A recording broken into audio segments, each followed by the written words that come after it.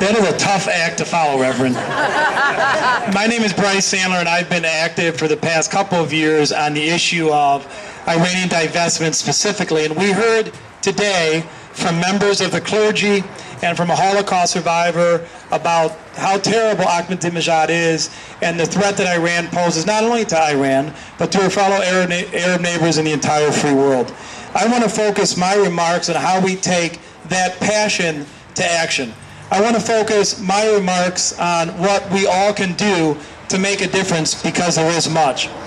And to start, I want to give 3 brief stories, examples if you will, of individuals from different states, maybe 4 stories, who actually took action against Iran here in America. One was from Georgia. He's a gentleman named State Senator Dan Balfour, Republican, who is a part-time state senator and a full-time executive of the Waffle House restaurant chain down south. If you've ever been to the Waffle House, you've helped him out a little bit. He was, about a year and a half ago, he was talking to some constituents in his district, a young man who had recently returned from service in Iraq. And he said, Senator, the armaments we found in Iraq were from Iran. And Senator Balfour said, well, that's not a good thing. That's a bad thing. And what can we do about that? Because Iran's regime was helping to kill our soldiers, our fighting men in Iraq. So Senator Balfour decided to initiate an effort in Georgia to divest from public pension funds in Georgia, that's taxpayer money, any money that went into about a dozen companies that invested in the Iranian energy sector. Because as a rabbi pointed out earlier, Iran exists because of one reason. Anybody know what that is? It's a word. It starts with a P, or it could start with an O. Petroleum, oil. Only reason they have money. Only reason they have a nuclear program, oil and money. So if we want to stop Iran, we can all do this, you've got to stop their growing energy sector where they make all their money. So this state senator authored legislation, passed in a bipartisan manner in Georgia, and to date, over $545 million, $500 million, has been taken out of companies that invest in the Iranian energy sector. There's another gentleman, a state senator from Florida named Ted Deutsch, who actually went to Michigan. Some of you may know him, a Democrat. Great guy.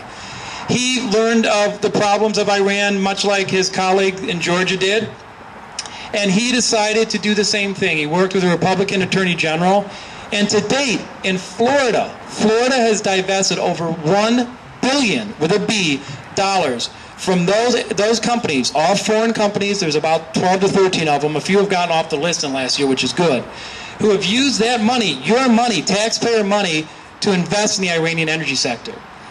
And one last example comes from Minnesota. There's a governor there named Tim Pawlenty, who about a year and a half ago in late 2007 was on his way to India to close a major deal with an Indian energy company, about a $1.6 billion deal to invest in Minnesota. And literally on the plane ride over there, he found out that this same Indian energy company was on the verge of a multi-billion-dollar investment in Iran.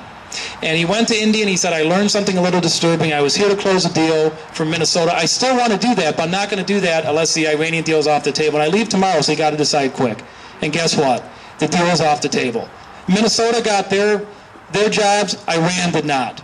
And that's leadership. These are elected officials. These are our friends. We are their constituents, and this is our taxpayer money.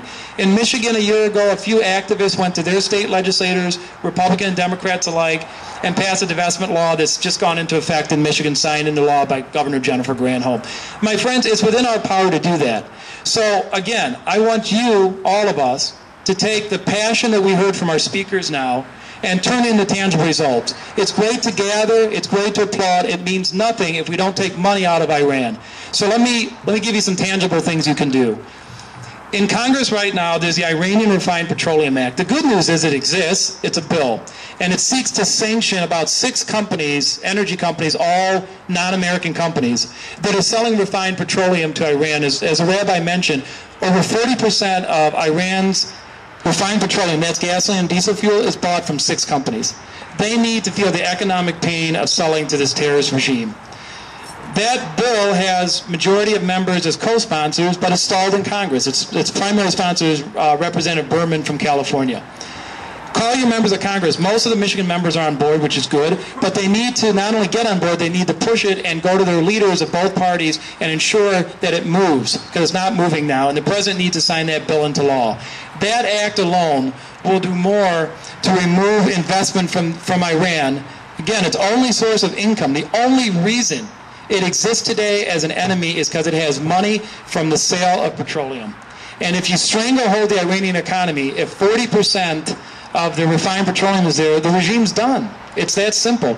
It's not hard to figure out how to do this. We did this, many people, not myself, but many people were involved with the apartheid movement. That's what they did. Apartheid wasn't brought down for any other reason than economic sanctions. That's how these regimes survive. There's something else you can all do too. There are, as I mentioned, 12 companies who invest heavily in the Iranian energy sector and approximately 6 that sell refined petroleum products to Iran. You all have investments. The companies you work for have investments. Divest yourself from these investments. It's very easy to do. It's 18 companies. You can call your financial planner and do that. Hundreds and increasingly thousands of people around the country are doing that. People in our own community have done that. Companies will not invest in Iran if the consequences are too devastating. In 24 hours, one oil field that was supposed to be developed by that Indian company ceased to exist because one person, a governor in this case, but one person stood up and said, no, that's not acceptable. And if you do that, you're not coming to Minnesota. One person did that. We all have the same power. Imagine if everybody here divested their own personal holdings of those approximately 18 companies and asked one other person to do that. Think of the message that sends.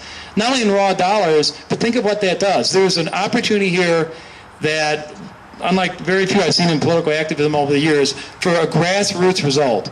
So we need to have you call your members of Congress and tell them to not only support the Iranian Refined Petroleum Act, but move it and have the president sign it. And we need you to get personally involved in divestment efforts. Ask your colleagues to do the same, your friends and family, and your employers. Oh, I can provide you that information. There are a total of approximately 18, none of which are American, but some of which have investments in America. So that's my only purpose here today, is to ask you to take everything you heard here today and the consequences we heard about what happened some years ago when somebody didn't take somebody like this seriously, and what we can do to make a difference. We can do it. We can take that passion to action, and if not now, when? Thank you very much.